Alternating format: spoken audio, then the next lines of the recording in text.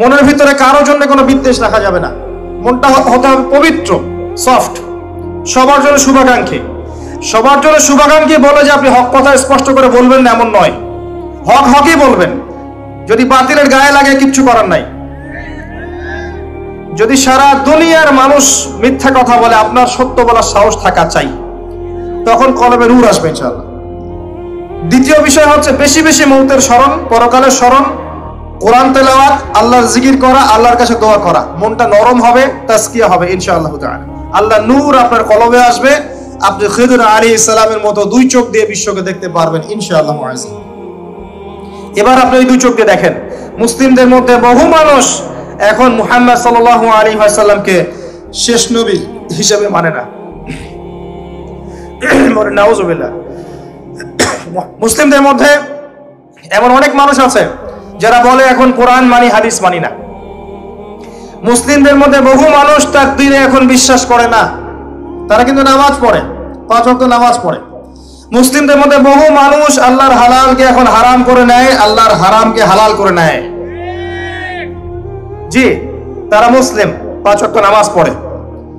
মুসলিমদের মধ্যে বহু মানুষ এখন কবরে সেজদা করে, মাজারে সেজদা করে, আল্লাহ ছাড়া অন্য কারো নামে জবাই করে, আল্লাহ ছাড়া অন্য কারো কাছে দোয়া করে, আল্লাহ ছাড়া অন্য কারো জন্য নজর মানত করে, কুরবানি করে। মুসলিমরা এগুলো করে। ধর্মের অবস্থা দেখাচ্ছি আপনাকে। মুসলিমদের মধ্যে ম্যাক্সিমাম মুসলিম 5 ওয়াক্ত নামাজ মসজিদে পড়ে না। বিশ্বাস করছেন না?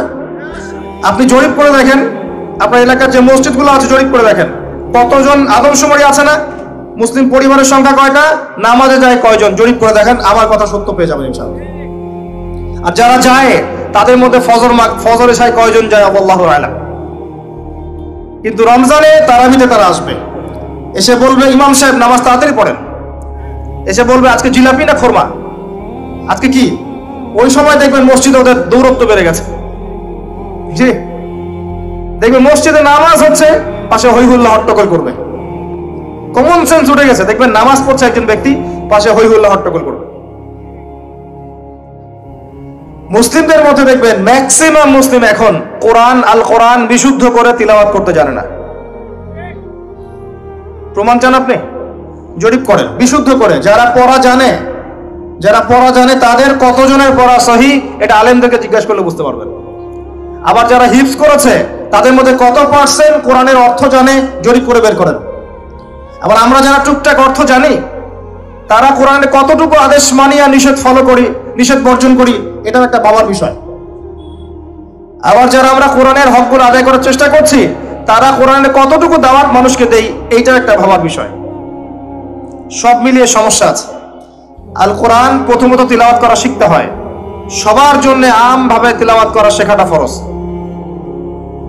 এরপরে কিছু অংশ হিফজ করার চেষ্টা করতে হয়, এরপরে অর্থ বোঝার চেষ্টা করতে হয়, অ্যারাবিক ল্যাঙ্গুয়েজ গ্রামার শিখতে হয়, এরপরে আদেশ নিষেধ মানা এবং বর্জন, এরপরে কোরআনের দাওয়াত মানুষের কাছে প্রচার করা। আল কোরআনের হকগুলোকে বোঝাতে পারলাম ভাই? আল্লাহ পাক আমাদেরকে আদায় করার তৌফিক দান করুন। সামনে রমাদান আসে, এই রমাদান মাসে আমরা যেন আদায় করার চেষ্টা করি, সচেষ্ট হই, চেষ্টাগুলোকে বাড়িয়ে দেই। আল্লাহ পাক তৌফিক দান করুন, আমিন। মুসলিমদের মধ্যে বহু মানুষ কোরআন তেলাওয়াত করতে জানে না। মুসলিমদের মধ্যে কত পার্সেন্ট মানুষ রাসূল সাল্লাল্লাহু আলাইহি ওয়াসাল্লামের সুন্নাহ মাফিক দিন রাত পার করে, জরিপ করে দেখে নেন। কত পার্সেন্ট মুসলিমের দাড়ি আছে দেখেন, কত পার্সেন্ট মুসলিমের সুন্নতি লেবাস আছে দেখেন, কত পার্সেন্ট মুসলিম রাসূল সাল্লাল্লাহু আলাইহি ওয়াসাল্লামের সুন্নাহ মাফিক প্রত্যেকটা কাজ করছে জীবনে, জরিপ করে দেখেন। কোথায় বসে আছেন আপনি? ইভেন বহু মুসলিম আছে যারা সুন্নতের নামে সমাজে বেদাত চালু করেছে। মানে আমিলা আমালান লাইসা আলাইহি আমরুনা ফাহুয়া রাদ। নবীজি বলেছেন, যে ব্যক্তি এমন কোন কাজ করবে দিনের মধ্যে যার পক্ষে আমার কোনো প্রমাণ নাই বা কোনো আদেশ নাই, এটা রাদ, প্রত্যাখ্যাত। এটাকেই বিদআহ বলা হয়। কুল্লু বিদআতিন দালালাহ ওয়া কুল্লু দালালাতিন ফিন-নার। প্রত্যেক বিদআতই ভ্রষ্টতা, আর এই প্রত্যেক ভ্রষ্টতার পরিণাম জাহান্নাম। অনেক কাজ করি আমরা সুন্নত মনে করে, যেগুলো আসলে সুন্নত নয়। জি, জিনসে বেদাত হয়ে যায়, স্থানে বেদাত হয়ে যায়, অনেকভাবে বেদাত হয়ে যায়। আমরা সিস্টেম চালু করে ফেলি, নতুন সিস্টেম, যেগুলো নবী সাল্লাল্লাহু আলাইহি ওয়াসাল্লাম করেননি, সাহাবায়ে কেরাম রাদিয়াল্লাহু আনহুম কেউই করেননি। আমরা করছি দিব্যি নেকির কাজ মনে করে। নবী সাল্লাল্লাহু আলাইহি ওয়াসাল্লাম হাউজে কাউসারের সামনে দাঁড়িয়ে থাকবেন। এক শ্রেণীর মানুষ পানি পান করতে গিয়ে সামনে একটা পর্দা পড়ে যাবে। নবীজি বলবেন সাল্লাল্লাহু আলাইহি ওয়াসাল্লাম, ইন্নাহুম মিন্নি, পর্দা পড়ে গেল কেন? এরা তো আমার উম্মত, এরা তো আমার উম্মত, আমি এদেরকে পানি পান করাবো, পর্দা পড়ে গেল কেন? নবী সাল্লাল্লাহু আলাইহি ওয়াসাল্লামকে বলা হবে, ইন্নাকা লা তাদরি মা আহদাথা বা'দাক, হে নবী আপনি জানেন না আপনার মৃত্যুর পর এরা আপনার দিনের মধ্যে কত নতুন নতুন বিদআত চালু করেছে। আল্লাহ পাক কোরআনে বলেছেন যে কিছু মানুষ আছে যারা মনে করে আমরা খুব ভালো ভালো আমল করছি, কিন্তু প্রকৃতপক্ষে এদের সমস্ত আমল ব্যর্থ হয়ে যাচ্ছে। আল্লাহ পাক সূরা ফুরকানের মধ্যে বলেছেন কিছু মানুষের আমল আমি দেখতে যাব, এরপর এটাকে আমি ধুলো বানিয়ে ছেড়ে দিব। আরেকটা মারাত্মক বিষয় হচ্ছে, যখন আপনি বিদআতে লিপ্ত থাকবেন তখন তওবা করার প্রয়োজন মনে করবেন না, কারণ আপনি ভালো কাজ মনে করেই করছেন। সলিউশন কি? সলিউশন হচ্ছে প্রত্যেকটা কাজ নবী সাল্লাল্লাহু আলাইহি ওয়াসাল্লাম, সাহাবায়ে কেরাম রাদিয়াল্লাহু আনহুম যেভাবে করেছেন হুবহু সেভাবে করার চেষ্টা করা উচিত। আল্লাহ পাক সবাইকে তৌফিক দান করুন। এটা মুসলিম সমাজের ধর্মতাত্ত্বিক অবস্থা। আরো আছে, আমরা ধর্মের নামে দুনিয়া কামাই করছি অনেকেই। ধার্মিকদের অবস্থা বলছি, ধর্মকে ইউজ করে আমরা দুনিয়া কামাই করছি। অনেক ধার্মিক আছে দাড়ি টুপি লেবাস নিয়েও বোনের সম্পত্তির অধিকার দিচ্ছি না, আছি, মেয়েদেরকে অধিকার দিচ্ছি না, তাদের শিক্ষার জন্য কোনো প্রচেষ্টা চালাচ্ছি না, তারা যদি দিন শিখতে চায় প্রতিবন্ধকতা সৃষ্টি করছি। অনেকেই আছে, অনেকে আছে নামাজ রোজা করার পরেও, নামাজ রোজা হজ জাকাত এগুলো করার পরেও সুদ ঘুষ জেনা ব্যভিচার দুর্নীতি ছাড়তে পারছি না, আছি। আপনাকে ধর্মতাত্ত্বিক ফিতনা দেখাচ্ছি। আরো আছে যারা ধর্মকে লিড দিচ্ছে, তাদের মধ্যে গিয়ে দেখবেন শতদা বিভক্ত দলাদলি আছে। প্রত্যেকেই দাবি করছে আমি হকপন্থী, আসো আমার দলে আসো, ফর্ম পূরণ করো, জান্নাতে চলে যাও, জান্নাতের ডিলার আমি, লিজ লাগলে নিয়ে যাও। কথা কি বোঝা যায়? সবার দলিল একটাই, মান আলাইহি ওয়া আসহাবি, আমি যার উপরে আছি, সাহাবীরা যার উপরে আছে, সবাই একই কথা বলছে। একজন যুবক ছেলে যখন হেদায়েত পেয়ে ইসলামের দিকে আসে, সে কনফিউজড, আমি যাব কোথায়, আমি কোন সংগঠনে ঢুকবো, আমি কোন দলে ঢুকবো, কোন তরিকায় ঢুকবো, কি করলে নাজাত পাবো, কনফিউজড। যার কাছে যায় সে বলে আমি হক। ডাক্তারদের মতো অনেকটা, প্রেসক্রিপশন নিয়ে যাবেন, এক শ্রেণীর ডাক্তারের কথা বলছে, বলবো যে ওই ডাক্তারের কাছে গিয়েছেন, ও তো পারে না, এগুলো খান। জি দেখবেন খুব কম ডাক্তারকে দেখেছি আমি জীবনে যে অনেস্টলি বলে হ্যাঁ এই ভালো ওষুধ দিয়েছে, এগুলো খান, এর সাথে এটাও খান। আমাদের ক্ষেত্রে সেম, ওই আলেমের কাছে গিয়েছো, তার তো এই সমস্যা, তার তো সেই সমস্যা, আমাদের কাছে আসো, এখানে আসো। আবার ওখানে যাবেন, বলবে যে কোথায় গিয়েছো, ওখানে গিয়েছিলে, তার তো ওই সমস্যা, তার তো ওই সমস্যা, এখানে থাক। এই করতে করতে আপনি হক খুঁজেই পাবেন। যদি বলেন যে ঠিক আছে আমি এমন মানসিকতা লালন করি যে আমি সবার ভালোটুকু নিব, কারণ সবাই মুসলিম, সবাই আল্লাহকে মানে, রাসূলকে মানে, কোরআনকে মানে, সুন্নাহকে মানে, কিছু ইখতিলাফি বিষয় সবার মধ্যে আছে, এটা ছিল এবং থাকবে। আমি সবার ভালোটুকু নেই, খারাপগুলোকে ছেড়ে দেই, তখন বলবে যে আপনি গোলালু মার্কা মানুষ। কি বুঝলেন? চতুর্মুখী ফিতনা, আপনাকে ধর্মের ফিতনা বলে শেষ করতে পারবো না। এরপরে সামনে আসেন, এবার আসেন আপনার পরিবারে আসেন। বাহ্যিকভাবে মনে হয় যে পরিবারগুলো খুব সুন্দর, চমৎকার, একদম জান্নাতের টুকরা মনে হয়, কিন্তু আদতে ম্যাক্সিমাম পরিবার জাহান্নামের টুকরা।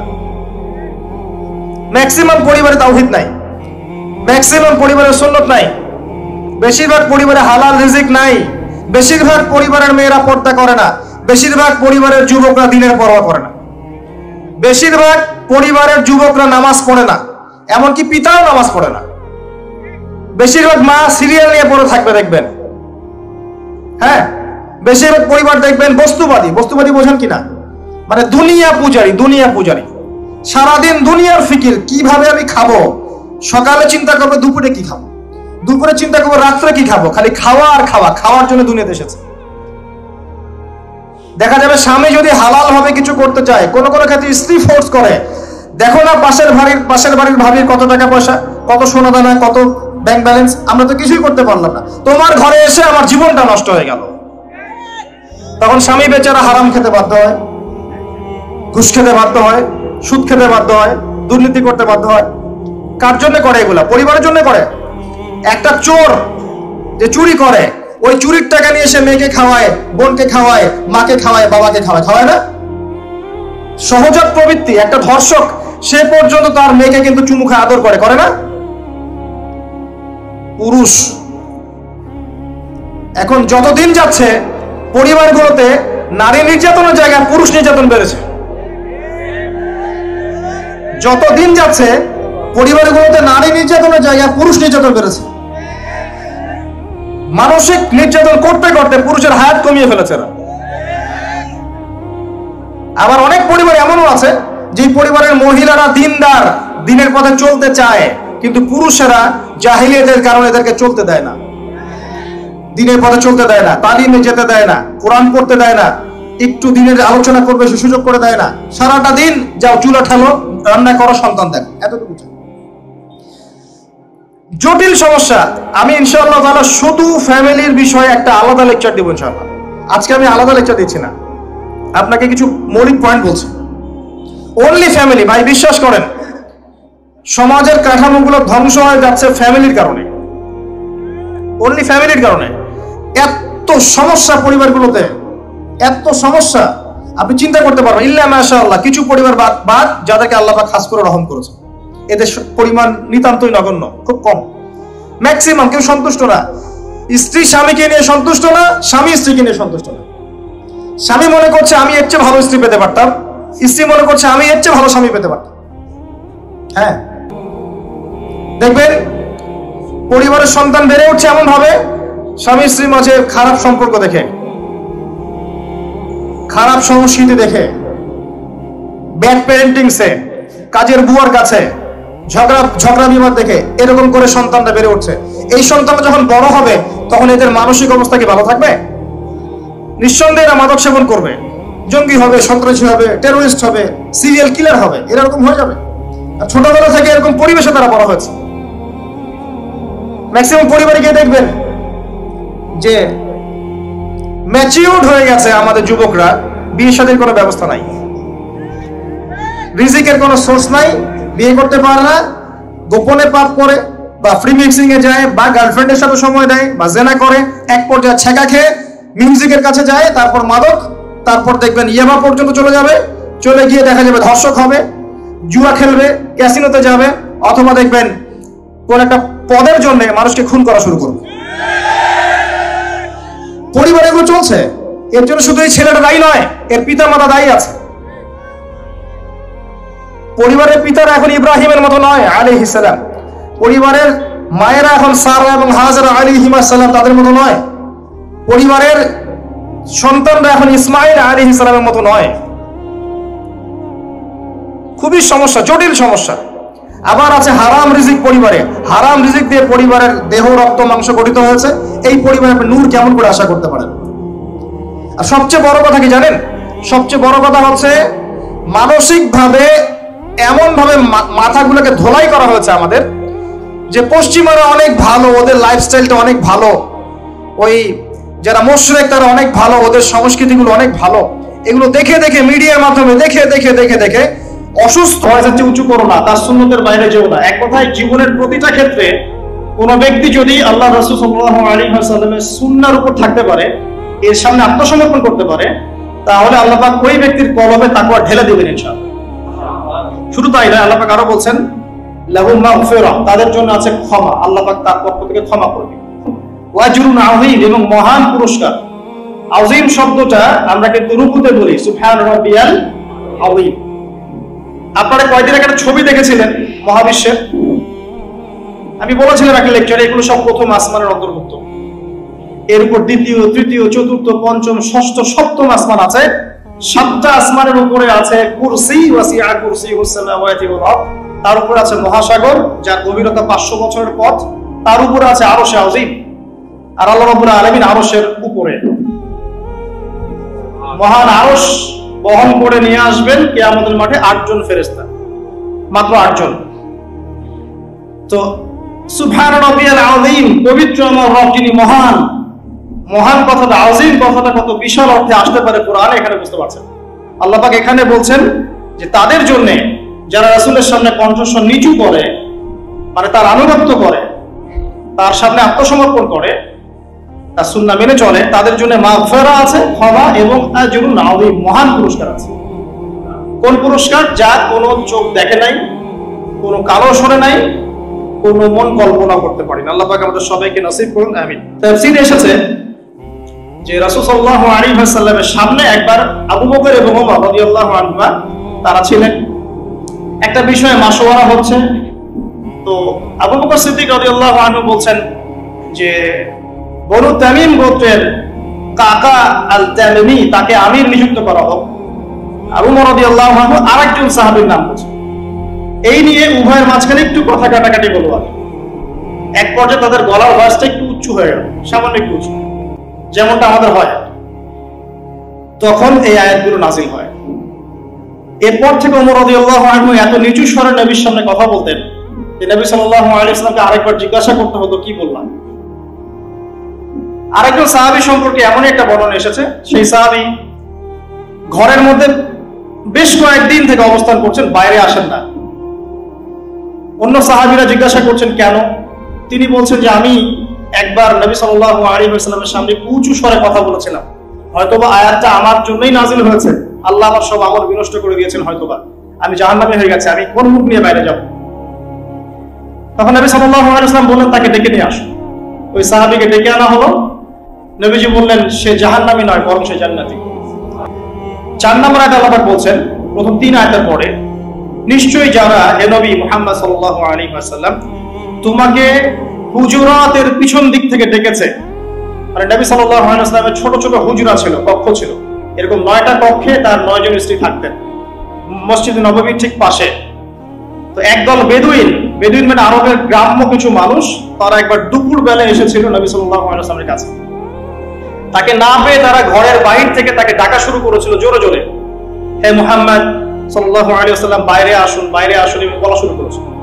নবী সাল্লাল্লাহু আলাইহি ওয়াসাল্লাম মনে মনে একটু অস্বস্তি বোধ করেছেন, কিন্তু মুখে কিছু বলেন নাই, মুখে তাদেরকে কোনো কটু কথা বলেন নাই, কিন্তু আল্লাহ পাক সেই অস্বস্তির অবস্থাটা বুঝতে পেরেছেন। আল্লাহ পাক বলছেন নিশ্চয়ই যারা তোমাকে এই হুজুরাতের পিছন থেকে ডাকে, আকসারুহুম লা ইয়াকিলুন, তাদের বেশিরভাগের আকল নাই, বেশিরভাগের জ্ঞান নাই, মানে তারা একটু গ্রাম্য মানুষ, তাদের এত ভদ্রতাবোধ নাই। ওয়ালাউ আন্নাহুম সাবারু হাত্তা তাখরুজা ইলাইহিম লাকানা খায়রুল লাহুম, যদি তোমার বের হওয়া পর্যন্ত তারা অপেক্ষা করত, তুমি নিজে বের হয়ে আসবে এই পর্যন্ত তারা অপেক্ষা করত, তাহলে এটা তাদের জন্য বেশি ভালো হতো। আল্লাহ পাক এইভাবেই বললেন। তারপরে বলছেন যে লাহুম খায়রুল লাহুম আল্লাহু গফুর রহিম, আল্লাহ পাক পরম করুণাময়, অসীম দয়ালু। এখানে এই 2টা আয়াতের মধ্যে একটা রাসিয়া আছে। একদল মানুষ যারা কিছুটা আকলহীন ছিল, তারা নবী সাল্লাল্লাহু আলাইহি ওয়াসাল্লামকে এইভাবে ডাকা শুরু করলো। নবীর মনের কষ্ট আল্লাহ বুঝতে পারলেন, আয়াত নাযিল করে দিলেন। নবী সাল্লাল্লাহু আলাইহি ওয়াসাল্লাম নিজের মুখে কিছু বলেন নাই। এখন আল্লাহ পাক বলছেন যদি তারা সবর করত এবং তোমার বের হয়ে আসা পর্যন্ত অপেক্ষা করত, এটা তাদের জন্য বেশি ভালো। এখানে খেয়াল করে দেখেন যে যে মানুষগুলো এই কাজটা করেছিল তারা কিছুটা আকলহীন এবং কিছুটা জাহেল প্রকৃতির। আল্লাহ রাব্বুল আলামিন তাদেরকে শাসালেন না, অজ্ঞদেরকে শিক্ষা দেওয়ার একটা পদ্ধতি আল্লাহ পাক শিখাচ্ছেন এখানে। তাদের বেশিরভাগের আকল নাই, আল্লাহ পাক মাফ করে দিয়েছেন, কারণ তারা বুঝতে পারে নাই। ঠিক এরকম একটা আয়াত সূরা ফুরকানের মধ্যেও আছে রহমানের বান্দাদের সম্পর্কে, যে ওয়াইদা খাতাবাহুমুল জাহিলুনা ক্বালু সালামা, রহমানের বান্দা তারাই, তাদের একটা বৈশিষ্ট্য হচ্ছে যখন তারা জাহেলদের সাথে মোলাকাত করে বা জাহেলরা তর্ক করতে আসে, তারা বলে সালাম, তোমাদের সাথে আমরা তর্ক করতে চাই না, সালামুন আলাইকুম, তোমাদের উপর শান্তি বর্ষিত হোক। এখানে আমরা একটা ইসলামিক সোসাইটির নসিহা পাচ্ছি, শিষ্টাচার পাচ্ছি। একটা কথা আমি বলতে ভুলে গিয়েছিলাম এর আগে, সেটা হলো নবী সাল্লাল্লাহু আলাইহি ওয়াসাল্লামের সামনে গলার ভয়েস উঁচু করা যেমন অপরাধ, ঠিক তেমনি যেই মজলিসগুলোতে নবী সাল্লাল্লাহু আলাইহি ওয়াসাল্লামের হাদিস এবং সুন্নাহ নিয়ে আলোচনা হবে, সেখানেও গলার ভয়েস উঁচু করাটা অপরাধ। একই সাথে নবী সাল্লাল্লাহু আলাইহি ওয়াসাল্লামের কথাগুলো যে আলেম ওলামারা সমাজে প্রচার করেন, তাদের ক্ষেত্রে কথা বলার সময় আদব রক্ষা করাটা আমাদের কর্তব্য। এটা প্রত্যেকটা বিষয় রিলেটেড এখানে। আর এখন যে 2টা আয়াত বললাম, এর আয়াতের আলোকে ইবনে আব্বাস রাদিয়াল্লাহু আনহু তিনি বলছেন যে কোন কোন সময় এমন হতো যে আমি কোন সাহাবীর কাছে গিয়েছি হাদিস শেখার জন্য, তার বাসার সামনে গিয়ে আমি দাঁড়িয়ে থাকতাম। তারপর তারা যখন বাসা থেকে বের হতো আমাকে জিজ্ঞাসা করতো যে তুমি বাসায় নক করলেই তো হতো, বাসায় একটু নক করলেই তো হতো, তাহলে তো আমরা বের হয়ে তোমাকে হাদিস শেখাতে পারতাম, বলতে পারতাম। তখন আব্দুল্লাহ ইবনে আব্বাস রাদিয়াল্লাহু আনহু তিনি বলতেন যে এই আয়াতটা আমাকে বাধা দেয়, যে আয়াতটা নবী মুহাম্মদ সাল্লাল্লাহু আলাইহি ওয়াসাল্লাম সম্পর্কে নাযিল হয়েছে, আর যেহেতু আলেমগণ নবীদের উত্তরাধিকারী ওয়ারিস, এই জন্য কোনো আলেমের কাছে গিয়ে জ্ঞান শেখার জন্য আমি অপেক্ষা করতে পছন্দ করি যতক্ষণ না সে বের হয়ে আসে। আর আমাদের সোসাইটির মধ্যে দেখবেন যে আলেম ওলামার উপর মানুষের আচরণ কেমন। কোন কোন ক্ষেত্রে দেখা যায় এমন যে একজন ইমাম একজন খতিবকে মসজিদ কমিটির কাছে জিম্মি হয়ে থাকতে হচ্ছে। কখন এমন হয় না? কখনো দেখা যায় একটা মাদ্রাসা পরিচালনা কমিটির কাছে একজন মাদ্রাসার প্রিন্সিপালকে জিম্মি হয়ে থাকতে হচ্ছে। আর এখানে আল্লাহ পাক কি শিক্ষা দিচ্ছেন যে নবী সাল্লাল্লাহু আলাইহি সাল্লামের বাসার পিছন থেকে তাকে উচ্চস্বরে ডাকাটাকে তিনি অপছন্দ করছেন, এবং সাহাবায়েরা আমল করে দেখাচ্ছেন এভাবে তারা আলেমদের বাসার সামনে গিয়ে দাঁড়িয়ে থাকতেন যতক্ষণ না তারা বের হয়। এই তাজিম না থাকলে দ্বীনের জ্ঞান অর্জন করা যায় না। আসলে ভক্তি, শ্রদ্ধা বা তাজিম এগুলো না থাকলে দ্বীনের জ্ঞান অর্জন করা যায় না। আল্লাহ পাক আমাদেরকে তৌফিক এনায়েত করুন। 6 নম্বর আয়াতে ইয়া আইয়ুহাল্লাযীনা আমানু, হে মুমিনগণ। এই জায়গা থেকে খুব ভালো করে শোনেন, মূল সূরার ফেসটা এখান থেকে শুরু হচ্ছে। ইয়া আইয়ুহাল্লাযীনা আমানু, হে মুমিনগণ। সবাইকে বলা হচ্ছে হে মুমিনগণ, ইন জাআকুম ফাসিকুম বিনাবাইন ফাতাবায়ানু, তোমাদের কাছে যদি কোনো ফাসিক বা পাপাচারী কোনো সংবাদ নিয়ে আসে, যে কোনো খবর, হে মুমিনগণ তোমাদের কাছে যদি কোনো ফাসিক বা পাপাচারী ব্যক্তি কোনো সংবাদ নিয়ে আসে, যে কোনো খবর নিয়ে আসে, ফাতাবায়ানু, সেটা আগে ভালো করে তদন্ত করে পরীক্ষা করে দেখো। আগে বিশ্বাস করো না এবং আগে কোনো ইনিশিয়েটিভ নিও না, ওই তথ্যের উপর ভিত্তি করে কোনো কাজ করে বসো না। আগে তোমরা খবরটাকে যাচাই বাছাই করে দেখো। কেন? আন তুসিবু কওমান বিজাহালা ফাতুসবিহু আলা মা ফাআলতুম নাদিমিন, হতে পারে ওই খবরটা বিশ্বাস করে নেওয়ার ফলে অজ্ঞতা বশত তোমরা এমন কিছু করে বসবে যার ফলশ্রুতিতে তোমরা পরবর্তীতে নিজেরাই অনুতপ্ত হবে। আর কথা কি বুঝতে পারছেন ভাই? আচ্ছা, এক্সাম্পল দেই তাহলে বুঝতে সুবিধা হবে। বিশ্বের সবচেয়ে মিথ্যা বলা, মিথ্যা প্রচার করা এবং মিথ্যা প্রতিষ্ঠায় সর্বশ্রেষ্ঠ যে জগৎ, যে সভ্যতা, তার নাম পশ্চিমা সভ্যতা। মিথ্যার উপরে তো পিএইচডি করা আছে। তো এই মিথ্যার উপরে একটা পিএইচডির একটা অংশ ছিল। একবার হঠাৎ করে তারা বললো যে ইরাকে সাদ্দাম হোসেন নামে একজন ব্যক্তি আছে, আমি তার পার্টির কেউ না, আমি এক্সাম্পল দিচ্ছি। তো সেই ব্যক্তির কাছে মারণাস্ত্র আছে, নিউক্লিয়ার ওয়েপন্স আছে, ইত্যাদি ইত্যাদি। কি করতে হবে? এখন তাকে আক্রমণ করতে হবে। আক্রমণ করা হলো, অল্প কিছুদিনের মধ্যে ইরাক ম্যাসাকার, হাজার হাজার মানুষ মারা গেল, লক্ষ লক্ষ নারীকে ধর্ষণ করা হলো। আবু গারিব কারাগারের মধ্যে মেয়েদেরকে উলঙ্গ করে পর্নোগ্রাফিতে বাধ্য পর্যন্ত করা হয়েছে। তারা সবাই মুসলিম ছিলেন। আর আমরা এখানে বিষয়টা এভাবে দেখেছি, না ওরা তো শিয়া, আমরা তো সুন্নি, আমরা কেন ওদের ব্যাপারে কথা বলতে যাবো? বুঝতে পারেন না কথা? ওরা তো শিয়া, আমরা তো সুন্নি। কিন্তু যারা ওদেরকে মেরেছে ওরা এই হিসাবটা করে নাই, এই হিসাবটা আমরা করেছি। ঠিক ইয়েমেনের বাচ্চাগুলোকে যখন বোম মেরে হত্যা করা হচ্ছিল কয়েকদিন আগেই, ইভেন এখনো চলছে, আমরা বলছি না ওরা তো শিয়া। ওই বাচ্চাগুলো কি বোঝে শিয়া আর সুন্নির কি আছে? কার টাকায় অস্ত্র কিনে, কার ঘাড়ে বন্দুক রেখে ইয়েমেনে হামলা করেছে? আর কে হামলা করেছে? কে হামলা করেছে? কখনো এই বিষয়টা নিয়ে কথা বলতে যায় না, আপনি খারাজির টাক খেয়ে যাবেন। খবরদার, খবরদার। তো একটা এক্সাম্পল দিতে এখানে আসলাম। ইয়েমেনের বাচ্চারা বোঝে শিয়া সুন্নি কি জিনিস? ওখানে লক্ষ লক্ষ মানুষ যে খাদ্যের অভাবে মারা গেল, তারা বোঝে শিয়া সুন্নি কি জিনিস? আর যারা হামলা করেছে তারা কি অমুসলিম না মুসলিম? সুবহানাল্লাহ। তো ইরাকের এই অবস্থাটা ব্যাখ্যা করছিলাম। এই আয়াতের টাটকা দলিল দিচ্ছে আপনাকে। যদি পাপাচারীরা সংবাদ নিয়ে আসে, তোমরা আগে ওটাকে যাচাই বাছাই করে দেখবে, আগে বিশ্বাস করার দরকার নাই। তারপরে লক্ষ লক্ষ মানুষকে মারার পর ইরাককে ম্যাসাকার বানানোর পর সভ্যতার একটা আদি সভ্যতা নিদর্শন বাগদাদ ধ্বংস করে দেওয়ার পরে তারপরে সুন্দর করে দাঁড়িয়ে বলবো যে আসলে ওখানে কোনো মারণাস্ত্র আমরা পাই নাই, আমরা ওখানে কোনো মারণাস্ত্র পাইনি, কোনো নিউক্লিয়ার ওয়েপন্স সেখানে ছিল না। কারণ সারা বিশ্বটা জানে এখন এই লক্ষ লক্ষ মানুষের কি হবে, জানমালের কি হবে, রাষ্ট্রের কি হবে, ইজ্জত সম্মানের কি হবে। বলে দিলে একটা শব্দ SOY, সরি। আমাদের শিক্ষাটা দেখেন, প্রত্যেক মুসলিম ভাইকে রিকোয়েস্ট করবো যে কোনো খবর এই পশ্চিমা মিডিয়াগুলো থেকে আসুক, এই যে মিডিয়াগুলো আপনারা দেখছেন, সবার আগে খবরটা যাচাই বাছাই করার চেষ্টা করুন। এমন কোনো খবরকে শুনেই বিশ্বাস করবেন না। তো পরিবেশে যখন মানুষ বড় হয়ে ওঠে তখন সে নিজেও মানসিকভাবে অসুস্থ হয়ে যায়।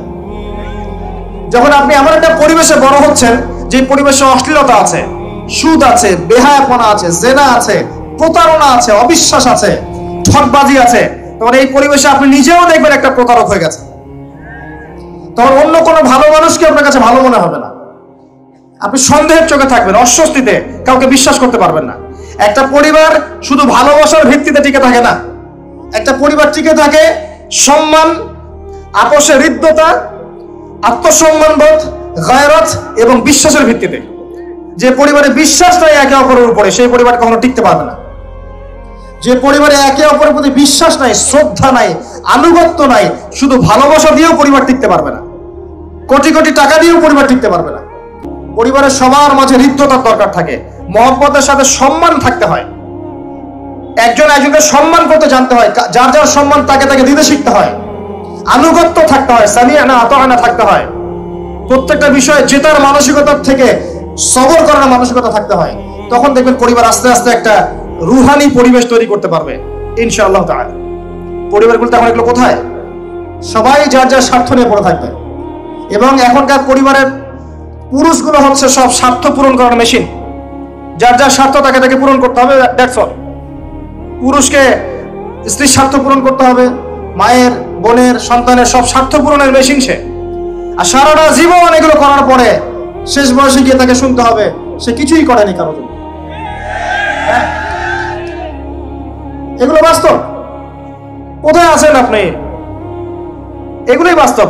আর দেখবেন সারাটা জীবন তাদের অভাব পূরণ করতে, চাহিদা পূরণ করতে এর হায়াতটাই শেষ করে ফেলেছে, দিনের জন্য কিছু করার সুযোগ হয়ে ওঠে নাই। লাস্টে কবরে যাওয়ার পরে দেখবেন সন্তান তার একটা বছরেও কবর জিয়ারত করতে আসে না। খুব জটিল অবস্থা ভাই। আমি ফিতনাগুলো নিয়ে খুব ভাবি এবং একটা সলিউশনই পাই, নিজে আমি একটাই সলিউশন পাই, যে এই যে জীবনটা আল্লাহ দিয়েছেন, সলাতি ইন্না সলাতি ওয়া নুসুকি ওয়া মাহইয়ায়া ওয়া মামাতি, এটাকে লিল্লাহি রাব্বিল আলামিন করতে হবে। মানে জীবনটা আল্লাহর, এখানে আমার কথা, আমার কাজ, আমার চলাফেরা, আমার পারিবারিক অ্যাটিটিউড, আমার পড়াশোনা, আমার দাওয়া, আমার দিনের জন্য মেহনত, যত কিছু আছে, সবর, আঘাত সহ্য করা, কষ্ট সহ্য করা ইত্যাদি সব কিছু আল্লাহর সন্তুষ্টির জন্য করতে হবে। কারো কাছে, পৃথিবীর কোন সৃষ্টির কাছে যাররা পরিমাণ কিচ্ছু পাওয়ার আশা করবেন না। একটু আশা করবেন আপনি কষ্ট পাবেন। কারো কাছে কোনো আশা করতে যায় না, শুধু আল্লাহর কাছে আশা করেন। সমস্ত কাজের প্রতিদান আল্লাহর কাছে চান, পরকালে আপনি সুখে থাকবেন ইনশাআল্লাহ, শেষ হাসি আপনি হাসবেন ইনশাআল্লাহ। এছাড়া আমি কোনো সলিউশন দেখি না ভাই। আমি কলিজা থেকে কথাগুলো বললাম আপনাকে, আর যে কথা কলিজা থেকে বের হয় সেই কথা আপনার কলিজার মধ্যে আঘাত করবে ইনশাআল্লাহ। সব কাজ শুধু আল্লাহর জন্য করেন, কেউ আপনার আপন না, আল্লাহ ছাড়া কেউ আপনার আপন নয়। আপনি ভুল করবেন যদি আপনি অন্য কাউকে আপন মনে করেন, আপনার পলিটিক্যাল লিডার, আপনার প্রশাসনের স্যার, আপনার পরিবারের স্ত্রী, আপনার সন্তান, হাবি জাবি যা যা আছে, যদি মনে করেন আমার আপনজন, আপনি ভুল করবেন। সবাই সবার স্বার্থ চেনে, সবাই সবার স্বার্থ চেনে, শুধু আল্লাহ আপনাকে নিঃস্বার্থভাবে ভালোবাসেন, আল্লাহ পাক স্বার্থ চান না। সারাটা জীবন পাপ করে থাকলেও একটা বার দাঁড়িয়ে খালি বলেন আল্লাহ আস্তাগফিরুল্লাহ ওয়া আতুবু ইলাইহি, মন থেকে বলেন আল্লাহ আমি ভুল করেছি, আল্লাহ আমাকে মাফ করে দাও। এক মুহূর্তের মধ্যে আল্লাহ পাক আপনার সমস্ত গুনাহগুলোকে নেকিতে পরিবর্তন করে দিবেন ইনশাআল্লাহ। আল্লাহ ছাড়া কেউ নাই আপন। আল্লাহর জন্য খালেস করে ফেলেন নিজেকে, তার দিনের জন্য চেষ্টা করেন। তার দিন আজকে অবহেলিত, তার দিন আজকে অপদস্থ, সারা বিশ্বের বুকে আজকে মুসলিমরা নির্যাতিত, নিপীড়িত। দিনকে এগিয়ে নেওয়ার জন্য কিছু করেন, আপনার ক্ষুদ্র ক্ষুদ্র প্রচেষ্টা ইনশাআল্লাহ আগামী দিন ইসলামের বড় বিজয় নিয়ে আসবে। দিনের জন্য খালাস করে ফেলেন নিজেকে। আপনার সময় আছে এখন, জ্ঞান অর্জন করেন, জ্ঞান অর্জন করেন, পড়াশোনা করেন, আলেম ওলামার কাছে গিয়ে ক্লাসিক্যাল বইগুলো পড়েন, প্রজেক্ট রেডি করেন, দাওয়াতি কাজ করেন, বই লিখেন, বক্তব্য দেন, দিনের জন্য করেন। আপনাকে আপনার দুনিয়া আল্লাহ গুছিয়ে দিবেন ইনশাআল্লাহ, দুনিয়া আল্লাহ গুছিয়ে দিবেন ইনশাআল্লাহ। আপনি দিনের জন্য খালাস করে ফেলেন নিজেকে, আল্লাহর দিনের হয়ে যান, এবং দুনিয়া যে কাজগুলো করবেন শুধু আল্লাহ সন্তুষ্টির জন্য করবেন, কারো কাছে কিচ্ছু পাওয়ার আশা করবেন না। দেখবেন ইনশাআল্লাহ আপনি সুখে থাকবেন। একটা পর্যায়ে গিয়ে নূহ আলাইহিস সালামকে বলতে হয়েছে রব্বি আন্নী মাগলুবুন ফান্তাসির। আল্লাহ 950 বছর দাওয়াত দিলাম, মানুষ কথা শোনে না, মানুষ শোনেই না। 950 বছর দাওয়াত দিলাম, আল্লাহ আমার পরিবারের লোকও কথা শোনে না। আল্লাহ আমি পরাজিত, তুমি আমাকে সাহায্য করো। একটা পর্যায়ে গিয়ে লূত আলাইহিস সালামকেও তার স্ত্রী সন্তান ছেড়ে চলে যেতে হলো। একটা পর্যায়ে গিয়ে ইব্রাহিম আলাইহিস সালামকে তার বাবাকে ছেড়ে চলে যেতে হলো।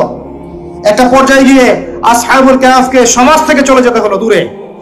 একটা পর্যায়ে গিয়ে মুহাম্মদ সাল্লাল্লাহু আলাইহি ওয়াসাল্লামকে হিজরত করে চলে যেতে হলো, সাথে কেউ ছিল না। আল্লাহর জন্য ভালোবাসা, আল্লাহর জন্যই বিচ্ছেদ। ইতিহাস তাদেরকে ভুলে যায় নাই। তো একটা পর্যায়ে গিয়ে মানুষ যখন আর পারে না, তখন প্রয়োজনে একা আল্লাহকে নিয়ে থাকতে হয়। এটাই আল্লাহ পাকের মারিফতের সর্বোচ্চ লেভেল। আল্লাহকে নিয়ে থাকেন, ইনশাআল্লাহ আপনি ভালো থাকবেন। রাসূলকে নিয়ে থাকেন, ভালো থাকবেন। তার সুন্নাহকে নিয়ে থাকেন, ভালো থাকবেন। তার দিনকে নিয়ে থাকেন, দিনের জ্ঞান অর্জন করেন, দিনটাকে প্রচার করার চেষ্টা করেন, দিনটাকে প্রতিষ্ঠা করার চেষ্টা করেন। দিন প্রতিষ্ঠা করলে কারো কোনো ক্ষতি হবে না, শৈথিল্যতাবাদী হবেন না, আবার চরমপন্থী হবেন না, জঙ্গি সন্ত্রাসী হয়ে যাবেন না। মধ্যম পন্থায় দিনটাকে নিয়ে গিয়ে যাবেন, মধ্যম পন্থায় এগিয়ে যাবেন, ধীরে ধীরে সবরের সাথে। একটা লেকচারে বলেছিলাম, আমাকে 3টা নসিহত করেছিলেন একজন আলেম। বলেছিলেন প্রথমে জ্ঞান অর্জন করো, 1, 2, তারপরে তুমি ধৈর্য ধরা শিখো, আর 3 সাহসী হও। ভীরু কাপুরুষের জন্য জান্নাত নয়, তিনি বলেছিলেন।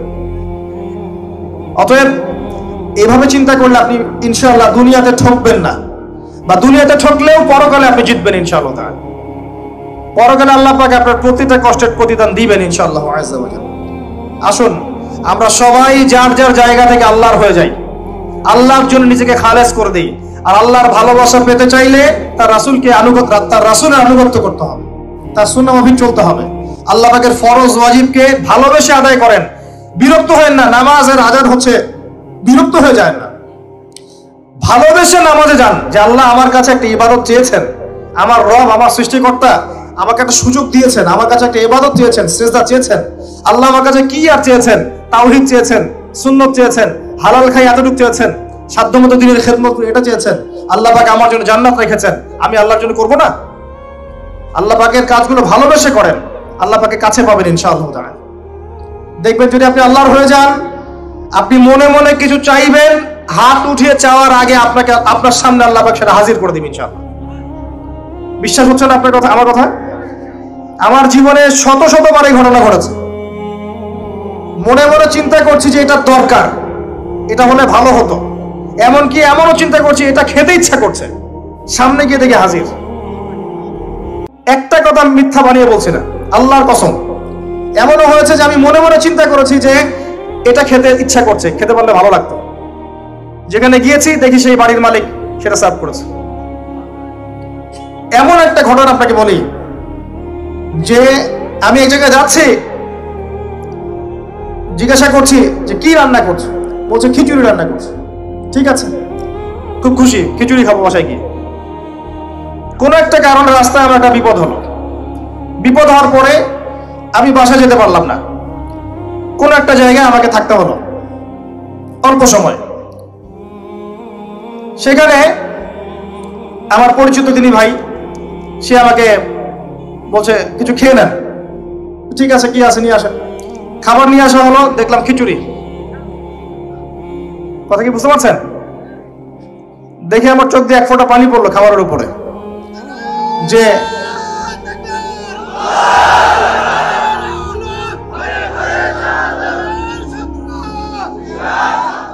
দাঁড়ান, আল্লাহ পাক এতই কাছে, এতই কাছে। যদি আপনি আল্লাহর হয়ে যান, আল্লাহর জন্য খালেস করে ফেলেন নিজেকে, আপনি দেখবেন আপনি যা চাচ্ছেন আল্লাহ পাক আপনার মনের কথা শুনে নেবেন, আপনার সামনে হাজির করে দিবেন ইনশাআল্লাহ। কিচ্ছু ভাববেন না, আল্লাহকে ছাড়া কোনো দিকে ভাবার দরকার নাই। আল্লাহর দিন আজকে একটা চরম অবমাননাকর জায়গার মধ্যে আছে, আপনি বুঝতে পারছেন না। দুই চোখ দিয়ে দেখেন, সারা বিশ্বের প্রেক্ষাপটের সাথে মুসলিমদের অবস্থা মেলান, দেখবেন আমরা আর সে আগের জায়গায় নাই।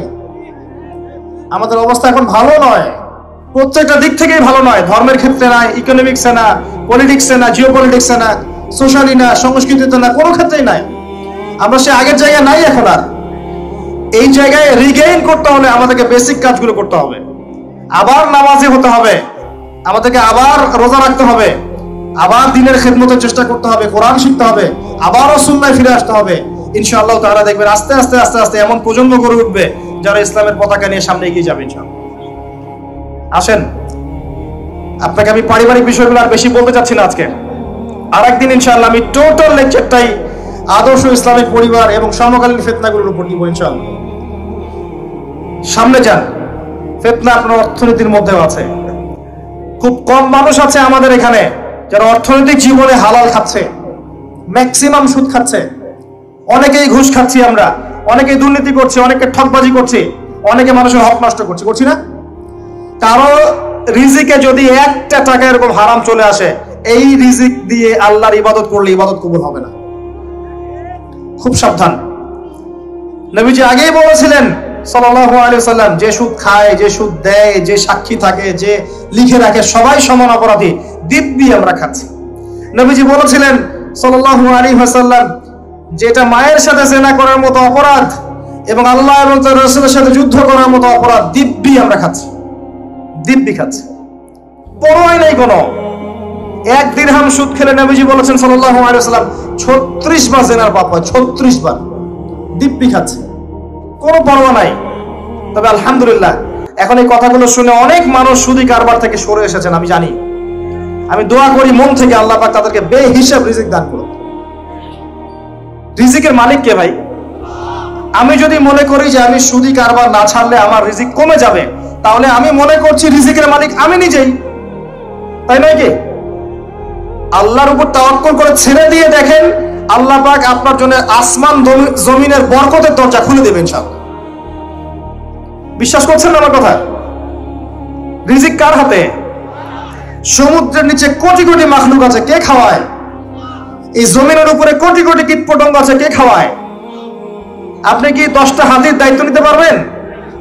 এই শত শত হাতিকে কে খাওয়ায়? গবাদি পশুকে কে খাওয়ায়? জীবজন্তুকে কে খাওয়ায়? এই পৃথিবীতে কোনো মানুষ না খেয়ে মারা যেত না যদি তারা আল্লাহর বিধান অনুযায়ী অর্থনৈতিক জীবন পরিচালিত করত। যদি ওরা সুদ না খেত, সুদ খাওয়ার ফলে রিজিক কমে গেছে, আর তারা যদি যাকাতটা ঠিক মতো দিত, তাহলে দেখতেন দারিদ্রতা বলে কিছু থাকতো না। যেটা আল্লাহ রাব্বুল আলামিন বলছেন, হয়তো বা এমন কিছু তোমরা করে ফেলতে পারো যেটা কারণে তোমরা পরবর্তীতে নিজেরাই অনুতপ্ত হবে যে আমরা কি করলাম। এক ভাই আর এক ভাইয়ের গলায় ছুরি চালালো। আর এখানে যদি কোনো মিডিয়া কর্মী থেকে থাকে, তাদের প্রতি এই আয়াতটা একটা নসিহত, এমন কোন খবর প্রচার করতে যায় না যেটার সাথে বাস্তবতার কোনো সম্পর্ক নেই। যদি করেন, আজকে দুনিয়াতে আপনি পার হয়ে গেলেও কাল পরকালে আপনি পার পাবেন। You have to face your grave, আপনাকে আপনার কবর ফেস করতে হবে, অল অ্যালোন, একা একাই, কেউ আপনার সাথে যাবে না। সো প্রফেশন ইজ গুড, প্রফেশনটা ভালো, কোনো সমস্যা নেই, কিন্তু অনেস্ট থাকেন, সত্য প্রচার করেন, সত্যের সাথে থাকেন, সত্য সেবী হন ইনশাআল্লাহ। আল্লাহ পাক বারাকাত দেন। শিষ্টাচারের সূরা, সামাজিকতার সূরা আমাদেরকে শেখাচ্ছে, হে মুমিনগণ, তাদেরকে বলছেন মুমিনদেরকে, হে মুমিনগণ, যদি তোমাদের মধ্যে দুটো দল আপোষে একে অন্যের বিরুদ্ধে যুদ্ধ করে বা লড়াই করে বা একে অন্যের বিরুদ্ধে লেগে থাকে, ওয়াইন তাইফাতানি মিনাল মুমিনিন ইখতাতালু, মানে দুটো মুমিন দল একে অপরের এগেইনস্টে যদি যুদ্ধ করে বা লড়াই করে ইত্যাদি, তোমাদের কাজ কি তখন? মুমিনরা তোমরা কি করবা তখন? ফাসলিহু বাইনাহুমা, তোমাদের কাজ হচ্ছে তোমরা পক্ষপাতিত্ব করো না, বরং তাদের মাঝখানে ইসলাহ করার চেষ্টা করো। কথা কি বুঝতে পারছেন? মুমিনদের মধ্যে দুটো দলকে দেখেন, যে মুমিন, সবাই মুমিন মুসলিম, কিন্তু আপোষে ইখতিলাফ করছে, মারামারি কাটাকাটি হানাহানিতে লিপ্ত আছে। হোক দুইটা মুসলিম দেশ, অথবা হোক একটা দেশের মধ্যে দুইটা মুসলিম দল, অথবা একটা ধর্মের মধ্যে, ইসলামের মধ্যে দুইটা ইসলামিক দল, অথবা দেখবেন কোনো কোনো সময় দুইজন আলেম তারা একে অপরের সাথে। তো আপনার আমার কাজ কি? আপনার আমার কাজ হচ্ছে ইসলাহ করে দেয়া, উভয়ের মাঝখানে মীমাংসা করে দেয়া। আমাদের কাজ ওখানে আগুনে ঘি ঢালা নয়। আমাদের কাজ কিবোর্ড নিয়ে ওখানে যুদ্ধ করা না। আমাদের কাজ মানে সমালোচনার যোগ্য না হয়ে সমালোচনা করা নয়। আমাদের কাজ হচ্ছে উভয়ের মাঝখানে ইসলাহ এবং সংশোধনের চেষ্টা করা। যে যারা সুবিচার করবে পৃথিবীতে, যাদেরকে আল্লাহ পাক বিচার করার ক্ষমতা দিয়েছেন, পলিটিক্যাল পাওয়ার দিয়েছেন, যারা সুবিচার করবে, হাদিস এসেছে যে কিয়ামতের মাঠে আল্লাহ রাব্বুল আলামিন রহমান, মানে আল্লাহ রাব্বুল আলামিনের একটা নাম রহমান, রহমানের ডান দিকে নূর বা আলোর কিছু সিংহাসন থাকবে। এই সিংহাসনে আল্লাহ পাক তাদেরকে বসাবেন। তাদেরকে বসাবেন যারা সুবিচার করবে, যাদেরকে আল্লাহ পাক বিচার করার ক্ষমতা দিয়েছেন যে কোনো সেক্টরে। তারা যদি সুবিচার করে, যে ন্যায় বিচার করে আল্লাহকে সন্তুষ্ট করার জন্য, আল্লাহ রাব্বুল আলামিন কিয়ামতের মাঠে তাদেরকে নূরের মিম্বর দান করবেন আল্লাহ পাকের ডান দিকে একদম থাকবে। আল্লাহ পাক আমাদের সবাইকে সুবিচার করার তৌফিক দান করুন। কেন মুমিনদের মাঝখানে ইসলাহ করতে হবে তার পরের আয়াতই এর ব্যাখ্যা দেয়া আছে। আল্লাহ পাক বলেন ইন্নামাল মুমিনুনা ইখওয়া, তোমরা মুমিনদের মাঝখানে সুবিচার কেন করবে? কারণ মুমিনরা তো পরস্পর ভাই ভাই। ইন্নামাল মুমিনুনা ইখওয়া, মুমিন যারা ঈমান এনেছে, নামাজ পড়ে, রোজা রাখে, যাকাত দেয়, আল্লাহ বিশ্বাস করে, নবীকে বিশ্বাস করে, কোরআন মানে, সবাই মুমিন, সবাই মুসলিম। এখানে দলাদলি ভাগাভাগি কোনো অবকাশ নাই। ইখতিলাফ থাকতে পারে ফিকহি বিষয়ে, ফিকহি মাসালায় ইখতিলাফ থাকতে পারে, কিন্তু দিন শেষে আমরা সবাই একটা কমিউনিটি, ওয়ান উম্মাহ, আমরা সবাই মুসলিম। যারা মুসলিম উম্মাহর ওয়ান উম্মাহ কনসেপ্ট থেকে মুসলিমদেরকে সরিয়ে দিতে চায় এবং বিভিন্ন দল এবং সাম্প্রদায়িকতা ক্রিয়েট করতে চায়, সামাজিকভাবে এদেরকে বয়কট করবে, একদম সোশ্যালি এদেরকে বয়কট। মুসলিম উম্মাহর মধ্যে হাজারটা ইখতিলাফ থাকতে পারে, হাজারটা মতবিরোধ থাকতে পারে, তারপরেও দিন শেষে আমরা সবাই মুসলিম। যারা মুসলিম উম্মাহর মাঝে সাম্প্রদায়িকতা সৃষ্টি করতে যাবে এদেরকে মার্ক করবেন এবং প্রত্যেকটা জায়গা থেকে বয়কট করবেন, আদারওয়াইজ আপনি উম্মাহর কল্যাণ করতে পারবেন। কিছু কথা আমি স্ট্রেট ফরওয়ার্ড বলছি, আল্লাহ পাক আমাদেরকে আমল করার তৌফিক দান করুন। ইন্নামাল মুমিনুনা ইখওয়া, নিশ্চয়ই মুমিনরা ইখওয়া, পরস্পর ভাই ভাই, পরস্পর ভাই ভাই। ফাসলিহু বাইনা আখাওয়াইকুম, তোমরা তোমাদের ভাইদের মধ্যে ইসলাহ করো, সংশোধন করো। ওয়াত্তাকুল্লাহ, তোমরা আল্লাহকে ভয় করো। লাআল্লাকুম তুরহামুন, যাতে করে তোমাদের প্রতি রহম করা হয়। আল্লাহ পাক বলছেন কোন কওম, একটা সম্প্রদায় যেন আরেকটা সম্প্রদায়কে নিন্দা তিরস্কার না করে, আন্ডারএস্টিমেট না করে। একজন ব্যক্তি আরেকজন ব্যক্তিকে বা একটা কওম আরেকটা কওমকে কখনো যেন আন্ডারএস্টিমেট না করে, তুচ্ছ তাচ্ছিল্য না করে। কারণ হতে পারে যাকে তুচ্ছ করা হচ্ছে সেই ব্যক্তি আল্লাহর কাছে বেশি কবুলিয়াত পেয়েছে, সে হয়তো তোমার চেয়ে উত্তম, তুমি জানো না। এই রোগটা আমাদের সমাজে নাই। আমরা সবাই জান্নাতের সার্টিফিকেট পেয়ে গেছি এমন মনে হয় না? সবাই মনে করে যে আমি হকপন্থী, সবাই বাতিল, এমন একটা ভাব নিয়ে চলি না আমরা অনেকেই চলি। আল্লাহ পাক তাদের জন্য একটা আয়াত নাযিল করেছেন, ফালা তুযাক্কু আনফুসাকুম, সূরা নাজম আল্লাহ পাক বলেছেন বেশি বেশি আত্মপ্রশংসা করো না, বেশি বেশি আত্মপ্রশংসা করো না, নিজেকে নিয়ে গর্ব করো না। ওয়া হুয়া আ'লামু বিমান ইত্তাকা, আল্লাহই ভালো জানেন কে প্রকৃতপক্ষে মুত্তাকি। আপনি যাকে আন্ডারএস্টিমেট করছেন, যার সম্মান ধুয়ে ফেলছেন, ব্যক্তিগত আক্রমণ করছেন, পারিবারিক জীবনে আক্রমণ করছেন, খুঁজে খুঁজে খুঁজে ভুল ধরার চেষ্টা করছেন যাতে জাতির সামনে লাঞ্ছিত করা যায়, হীন উদ্দেশ্য সফল হয়, আল্লাহ রাব্বুল আলামিন সব দেখছেন। আল্লাহ পাক এমন করবেন একসময় ইনশাআল্লাহ, যার পিছনে আপনি লেগেছেন তাকে আল্লাহ পাক বড় বানিয়ে দিবেন আর আপনাকে ঘরের মধ্যে অপমান করবেন ইনশাআল্লাহ। এটা হাদিসে এসেছে, যখন কোন মানুষের গোপন দোষ ত্রুটি অনুসন্ধান করার চেষ্টা করে, আল্লাহ রাব্বুল আলামিন সে যদি ঘরের মধ্যে লুকিয়েও থাকে ওইখানে তাকে অপমান করে ছেড়ে দিবেন ইনশাআল্লাহ। এটা আল্লাহ পাকের ফয়সালা, এর বহু নজির আমাদের সামনে আছে। বলে তালমিসু আনফুসাকুম, একে অপরকে দোষারোপ করো না। বলে তানাবাযু বিল আলকাব, এবং একে অপরকে মন্দ নিকৃষ্ট নামে ডেকো না, মন্দ নিকৃষ্ট নামে সম্বোধন করো না। বিকসাল ইসমুল ফুসুক বা'দাল ঈমান, ঈমান আনার পরে এটা অত্যন্ত জঘন্য একটা ফাসিকি কাজ। কোনটা? একজন আরেকজনের দোষ খুঁজে বের করবে এবং একজন আরেকজনকে মন্দ নামে ডাকবে। ওয়া মান লাম ইয়াতুব ফাউলাইকা হুমুজ যালিমুন, যারা এখান থেকে তওবা করে ফিরে আসছে না, নিঃসন্দেহে এটা একটা জালেম, জুলুমের অন্তর্ভুক্ত। ফাউলাইকা হুমুজ যালিমুন, এরা জালেমদের অন্তর্ভুক্ত। এই আয়াত থেকে শিখলাম যে একজন মুসলিম ব্যক্তি যেন আরেকজন মুসলিম ব্যক্তিকে আন্ডারএস্টিমেট না করে, একটা মুসলিম কওম আরেকটা মুসলিম কওমকে যেন আন্ডারএস্টিমেট না করে। একজন মহিলা যেন আরেকজন মহিলাকে তুচ্ছ তাচ্ছিল্য না করে, এক শ্রেণীর মহিলা আরেক শ্রেণীর মহিলাকে যেন তুচ্ছ তাচ্ছিল্য না করে। তোমরা একে অপরকে মন্দ নামে ডাকবে না, একে অপরকে বিদ্রুপ করবে না। যদি করো তাহলে একটা ফাসাকি হবে। আর এখান থেকে যারা তওবা করবে না, আল্লাহ পাক বলছেন এরা হচ্ছে জালেম। এরপরে আল্লাহ রাব্বুল আলামিন বলছেন যে ইয়া আইয়ুহাল্লাযীনা আমানু, আবারো হে মুমিনগণ, ইজতানিবু কাসীরাম মিনাজ যান, আরো ডেঞ্জারাস নসিহত, যেটাতে আমাদের মধ্যে 100% অলমোস্ট 100% মানুষ এখানে জড়িত। ইজতানিবু কাসীরাম মিনাজ যান, তোমরা বেশি থেকে বেশি ধারণা এবং অনুমান করা থেকে বিরত থাকো। বেশি বেশি ধারণা এবং অনুমান করা থেকে বিরত থাকো, বেঁচে থাকো। কারণ ইন্না বা'দা যান্নি ইসম, কারণ এমন অনেক ধারণা আছে যেগুলো আসলে পাপ, এগুলোর কোনো অস্তিত্ব নাই। অযথাই আপনি নিজের মনে এগুলো চিন্তা করছেন, সে হয়তো হবেন, সে হয়তো এমন না, আবার অমুক হয়তো তেমন, এখানে হয়তো এটা আছে, ওখানে হয়তো ওটা আছে। আপনি অযথাই অনুমান করছেন, এই অনুমানগুলোর সাথে বাস্তবতার কোনো সম্পর্ক নাই। আল্লাহ পাক আরো বলছেন ওয়ালা তাজাসসু, তোমরা জাসুসি করো না। এখানে জাসুসি বলতে বোঝানো হচ্ছে যে ইচ্ছা করে অন্যের দোষ খুঁজে বের করো না। এখানে জাসুসি বলতে বোঝানো হচ্ছে ইচ্ছা করে কোনো ব্যক্তির দোষ খুঁজে খুঁজে বের করার চেষ্টা করো না। এমনি প্রত্যেক মানুষের মধ্যে দোষ থাকে, দেখাই যায় স্পষ্ট। তুমি এক্সট্রা খুঁজে খুঁজে বের করতে যেও না। ওয়ালা তাজাসসু, তোমরা জাসুসি করতে যেও না। এখানে রাষ্ট্রীয় জাসুসি বোঝানো হচ্ছে না।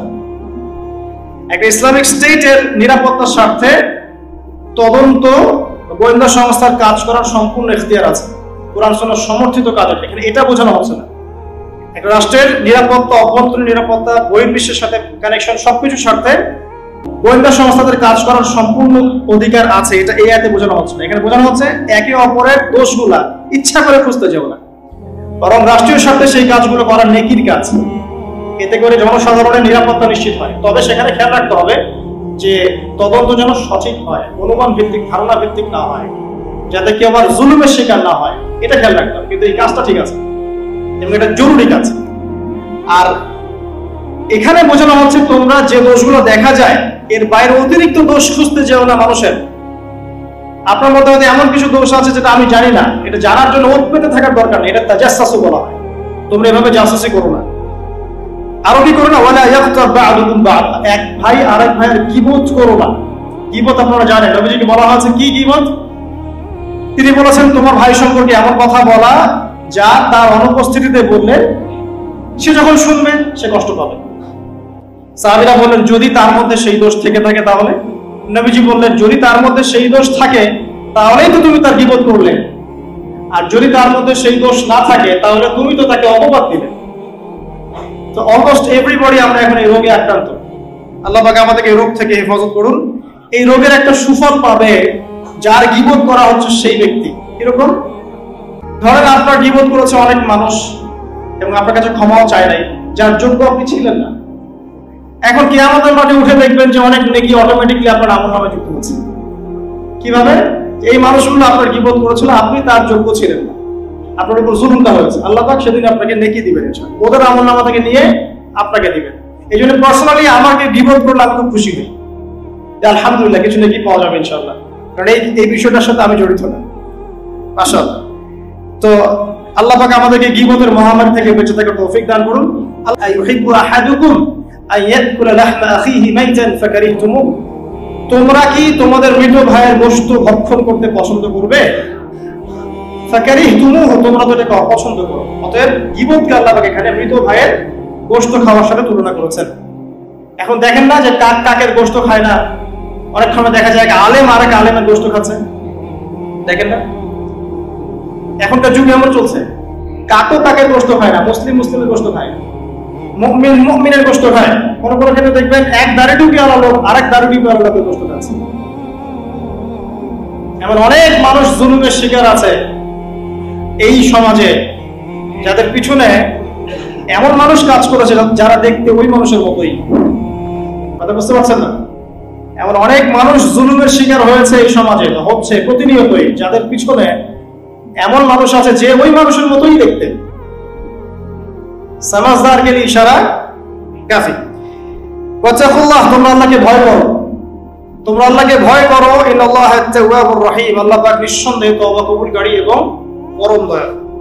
এরপরে আল্লাহ পাক আরো বড় পরিসরে বলছেন ইয়া আইয়ুহান নাস, এবার কিন্তু আর মুমিন বলছেন না, আল্লাহ আইয়ুহান নাস, এই পুরো মানব জাতি, এখানে আর মুমিনদেরকে নিয়ে কথা বলছেন না, পুরো মানব জাতিকে বলছেন ইন্না খালাকনাকুম মিন যাকারিন ওয়া উনসা, হে মানব জাতি তোমাদেরকে আমি সৃষ্টি করেছি একজন পুরুষ একজন নারী থেকে।